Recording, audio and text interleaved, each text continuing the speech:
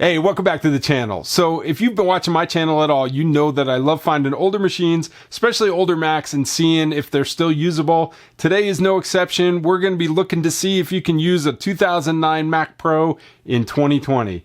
Now, before we get started, there are some updates that I've made to this machine, and I completely recommend those updates. I'll have links down in the description to everything that I talk about, but I do want to start by talking about those upgrades that I did. So first off, the things that I talk about in this video are going to apply to the 2009 Mac Pro as well as the 2010 Mac Pro. Now, if you're going to 2009, that is a 4,1 Mac Pro. You can flash that firmware to the 5,1, which is the 2010 Mac Pro.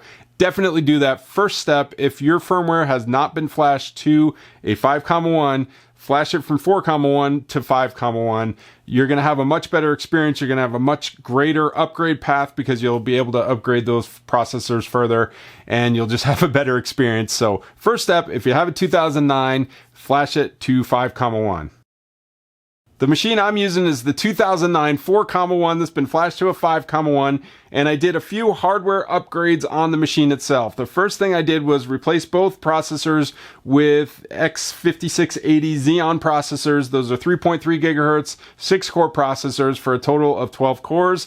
I bumped up the RAM. When I originally got this machine, it only had 8 gigs. I installed another 8 gig for a total of 16 gigs of RAM, and I also upgraded the Wi-Fi and Bluetooth card. This was a little bit complicated, but not too bad. Again, I'll have a link down in the description to the one that I used with the built-in Wi-Fi and Bluetooth that originally comes with this machine. It's not compatible with handoff and things like that, but with this very simple upgrade, it changes that compatibility. Now, the next few things I wanted to add are not native to the machine, but like any other computer, this has a PCIe bus. So I was able to add a bunch of cards to expand the functionality even further. So the first card I added was to increase the graphical performance of the machine. So I went on Craigslist and I bought a cheap AMD RX 470 card. I think I got it for 65 to 75 bucks. Put that in there. Now that card requires an 8-pin connection for the power. The one coming from the Mac Pro motherboard is only 6-pin, but I got a cheap 6-pin to 8-pin adapter. Again, link down below if you want to get that. And that boosted my graphics performance. Next, I wanted to add some USB 3.0 ports because this does not have those built in. So I got a PCIe USB 3.0 board that added 4 USB 3.0 adapters. And the last thing I got was a PCIe SSD adapter. Now you can add an SSD to the built-in drive ports on the machine, but you're going to get a much faster performance with one of these PCIe cards. And once I had all those set up, it was time to install the newest operating system, which at the time of this video is Catalina. Now, I'm not going to go into details on how I install Catalina on this machine. I'm working on a video, I'll put a link up here when it's ready, that walks you through the steps of installing Catalina on these older Mac Pros.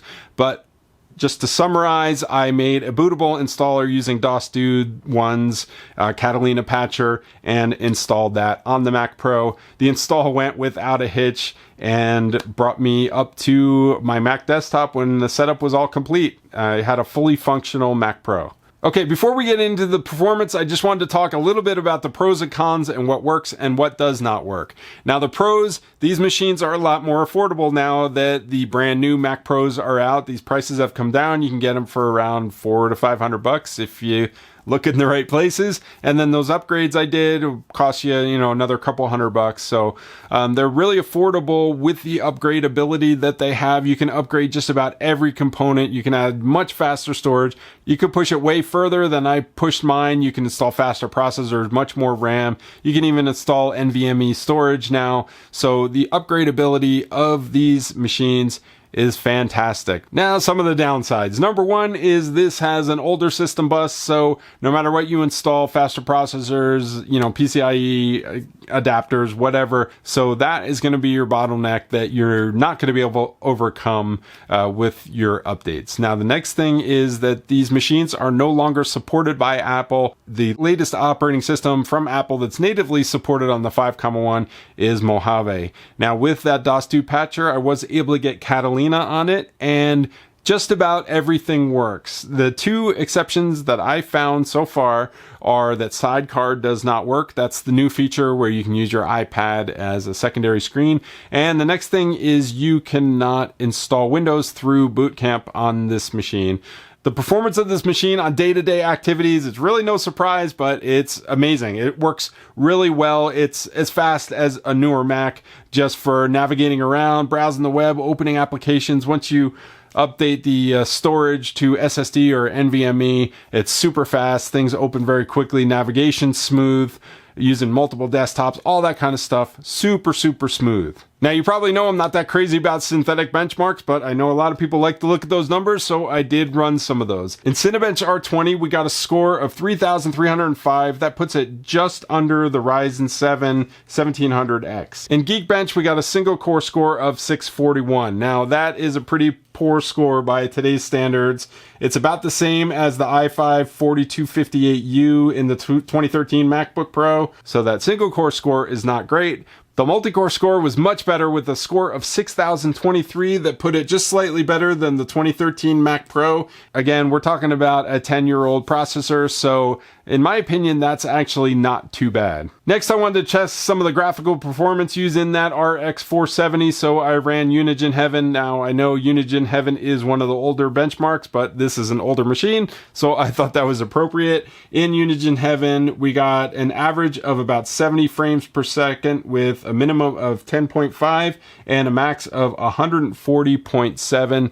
This is at medium settings at 1080p, so not bad performance for an older machine like this. So next up, I wanted to try gaming, and gaming on macOS is never very good, especially on older machines, and installing Windows on this machine is not an option through Boot Camp. As I mentioned earlier, it's just not supported on this machine. So all this benchmarking is done with the native macOS applications. First thing I tried was Subnautica. I did it at 1080p lowest preset, and I got an average of 38.1 frames per second with a max of 51.6 and a minimum of 28.4. Now, the nice thing about this game is it looks good at low settings anyway, and it was very playable, but you know, you have to make some sacrifices. Next thing I tried was 7 Days to Die at 1080p medium. We got an average of 52 frames per second with a max of 72.3 and a minimum of 28. So this was a pretty playable experience. There were a lot of fluctuations at time where it would dip to that, 20 something, but then pop right back up. But once everything kind of loaded in, it worked fine after that. Last game I tried was Dying Light, and this actually worked really well at 1080p medium settings. We got an average of 57.6 frames per second with a max of 60.6 and a minimum of 31. Now, all of these obviously are going to be able to be tweakable by adjusting the settings more. I just used the default presets, and that's where these benchmarking came from. So, you can play games on this, and some of the older games are going to work well. I don't think you're going to be able to play any very recent AAA titles. You probably want to use the NVIDIA game streaming or some other game streaming service if you have one of these machines and you want to do some more intensive gaming on it. As usual, the last thing I tried was video editing, and I tried DaVinci Resolve and Final Cut Pro. Now, a lot of you have asked why I don't test Premiere on these older Macs, and it's just because Premiere does not work well in macOS at all, in my opinion, but especially on these older Macs. Premiere just does not work as well as Final Cut Pro and DaVinci Resolve. Now, that being said, both Resolve and Final Cut Pro worked amazingly well on this machine. Both were very, very smooth. You could scrub through them. The scrubbing was a little bit slower than I'm used to, but you could still scrub through your clips. Playback was completely smooth in both of them. Performance was great in both. Now, I will have to give the edge to Final Cut Pro with comparing these two on this machine, and that's because Final Cut Pro was much smoother throughout the editing process. Throwing clips on the timeline and then adding transitions between them, I could just play right through the transition. It would just render real time. I could add multiple layers. I could do text layers, color correction, and I could never really get it to slow down. It would always play through very smoothly. Now I know Final Cut Pro does caching in the background, and that may be contributing to some of this. DaVinci Resolve was a little bit different experience. I was able to add the clips and play through them very, very smoothly. I was able to add transitions, but I would either have to cache that transition manually or wait for it to auto cache, or else it would kind of stutter and chug through it. Same thing, if I added text layers or did some significant color correction, I would have to manually cache that. Now, again, I'm using MP4 H.264 4K files right off my camera, so you'll be able to get much better experience if you create proxy clips for this, or if you're just patient and wait for that to process. But for both of those applications, I would say they worked fine for video editing on this machine. Now, one thing that was really cool in DaVinci Resolve, there is a tab with a built-in application called Fusion. Fusion is a node-based compositor.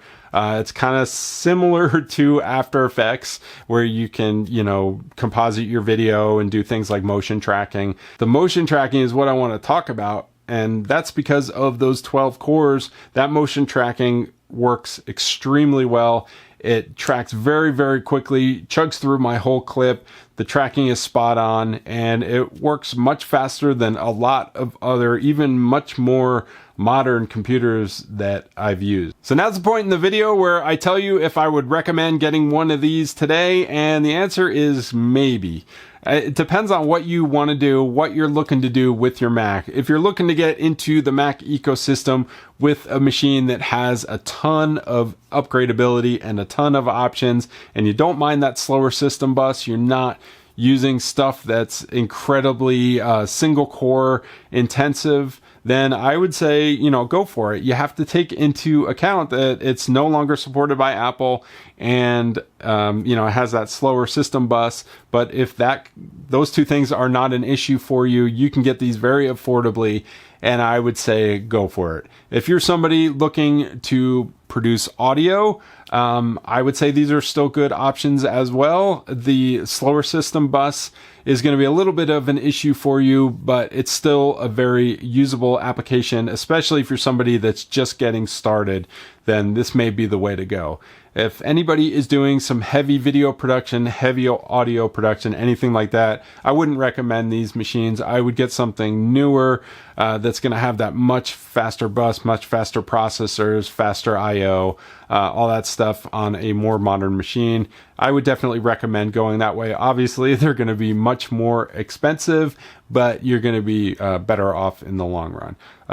The next category is the hobbyist, somebody that just likes messing with old machines, which is kind of why I got it. And I would say 100% go for it. I do not regret getting this machine at all. It's been a blast to upgrade it. And through the testing, this is the machine that I have been using primarily for the last week. And the testing didn't take that long, but it's just works so well that I find myself gravitating to this machine, and that's probably going to be the case for quite a while.